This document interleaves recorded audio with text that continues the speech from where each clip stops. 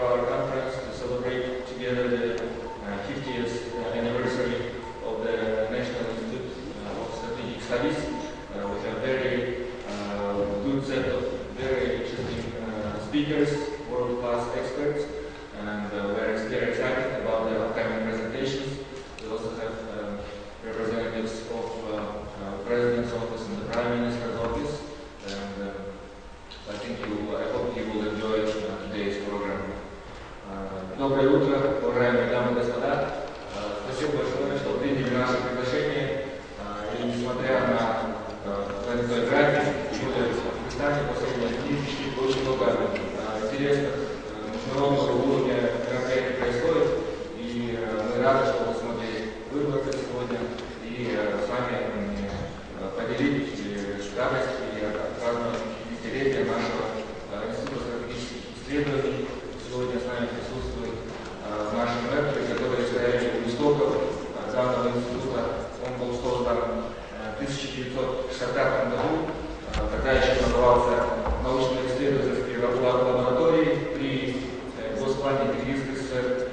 С тех пор он рос, расширялся, и сегодня, спустя 50 лет, мы считаем, что Россия заняла достойное место, как и в Кыргызстане, как и в мире, среди аналитических центров.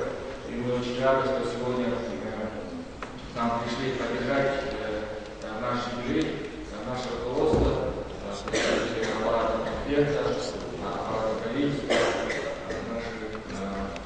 наше академическое, научное сообщество, эксперты, представители частного и бизнес-структур, дипломатического сообщества и наши дорогие международные гости, которые прилетели издалека. Сегодня ожидаются доклады от 5 руководителей мировых аналитических центров: Казахстан, Китай, Корея, Россия, США, а также выступления наших дорогих директоров, которые возглавляли институт многие годы. Мы очень рады, что смогли выбраться. Вначале я хотел бы предоставить слово заведующей отделом внешней политики в ранге заместителя руководителя аппарата президента Кыргызской республики Исакову Сапарову Жуматовичу. Уважаемые дамы и господа, уважаемые представители научных кругов, уважаемые гости, представители дипломатического корпуса, вот то, что сегодня все собрались на 50-летие НИСИ, и такая очень важная тема аналитика в процессе принятия государственных решений, это очень радует, потому что, значит, нам всем не безразлична судьба страны, решения, которые принимаются или которые вырабатываются. И в этой связи, уважаемые друзья, нам сегодня отрадно констатировать, что этот день настал, что сегодня здесь все присутствуют. Пользуясь моментом, хотел бы пожелать всего наилучшего НИСИ. Сегодня, если вы заметите, очень молодой коллектив НИСИ, очень энергичные ребята, знающие по несколько языков, с таким очень сильным бэкграундом. Это говорит о том, что наша страна выходит на новый путь своего развития, приходят молодые кадры, и это тоже очень сильно радует.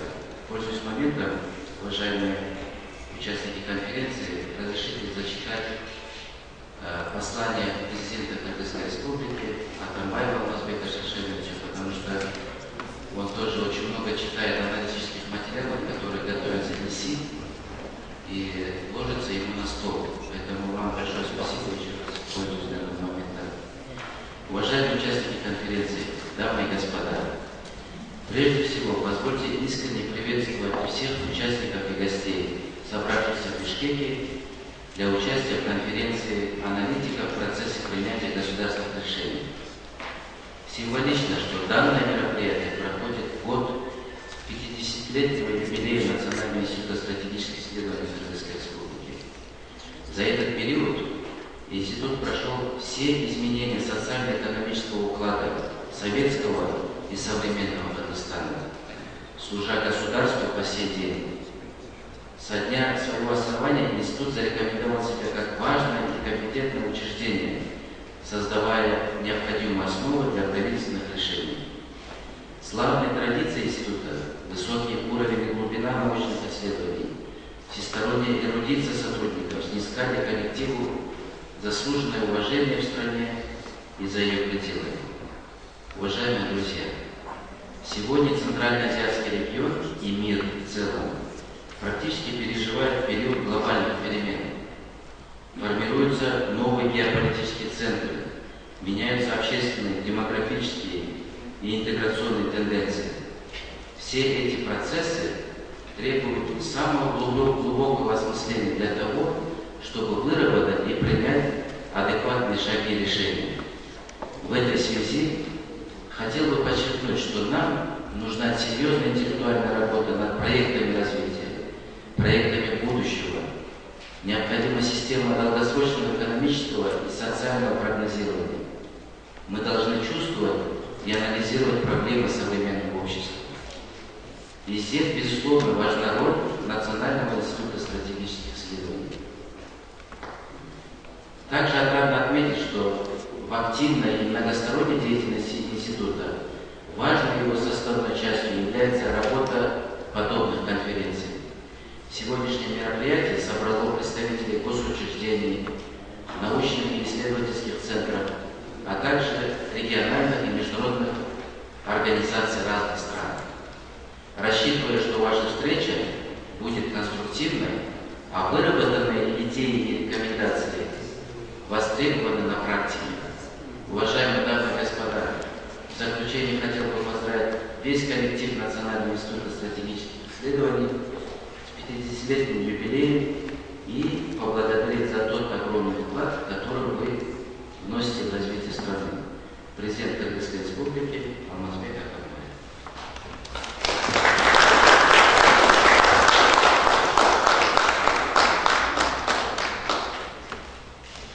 Спасибо большое. Спасибо большое, Роман Владимирович. Дело новости передайте, пожалуйста, нашу большую благодарность. Очень приятно получить его личное послание. Теперь позвольте, пожалуйста, следующее слово для приветствия передать заведующему отделом аппарата правительства Франции, заместителя руководителя аппарата правительства Кыргызской республики Ергешеву Олегу Магаровичу. Спасибо большое. Добрый день, участники сегодняшней конференции. Во-первых, мы тоже поздравляем ЕСИ с этим праздником. Я не буду останавливаться на истории ЕСИ, что этот институт делал. Хотел бы и в приветственном слове рассказать, на наш взгляд, чего мы ждем, ожидаем от этого института. Конечно, за тот период времени, который существует институт, сделано немало. Но последние годы независимости Казахстан провел очень много реформ. Какие-то реформы мы считаем, что они были более-менее успешными. Какие-то реформы ожидаемых результатов мы не получили. Так вот, в послании президента тоже отмечена одна важная деталь. Назначение ЕСИ – это глубокое осмысление, аналитика и прогнозирование. Это очень правильно.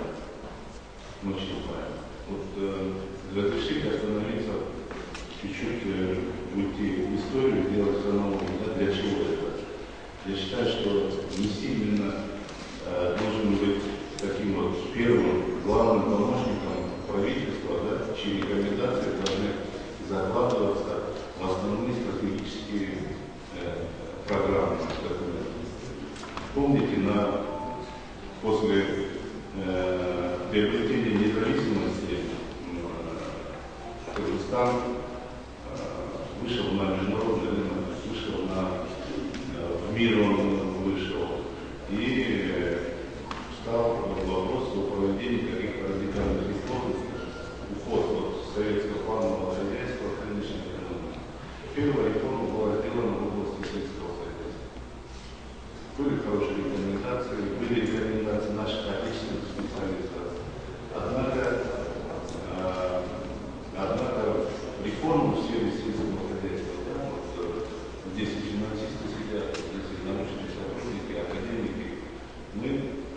очень короткий период времени, да, потеряли все сельское хозяйство.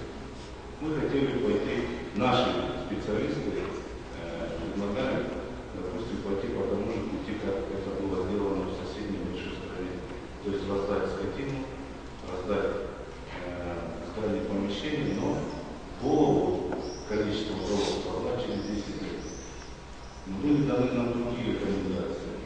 Вот. В итоге мы потеряли и животноводство, и сельское хозяйство. А кто, мы же анализ не делаем. В то время, значит, эту реформу были те специалисты, которые защищали. Вторая реформа, это, помните, у нас реформа была в сфере промышленности, это ПИСА. Все прекрасно помните, да? Результат этой реформы, что мы получили? У нас исходный анализ, мы больше потеряли или больше мы положительного получили? Вторая реформа у нас идет, уже произошла в сфере бюджетного управления. Мы ввели двухуровневый бюджет. Однако на сегодняшний день у нас нет четкого анализа плюсов и минусов. Я к чему это говорю? Я не говорю, что реформу не надо делать. Нет, не должны делать. Но прежде чем уже делать, да, мы должны сделать какой-то анализ. Плюсов будет больше или минусов будет больше. Кыргызстан является единственной страной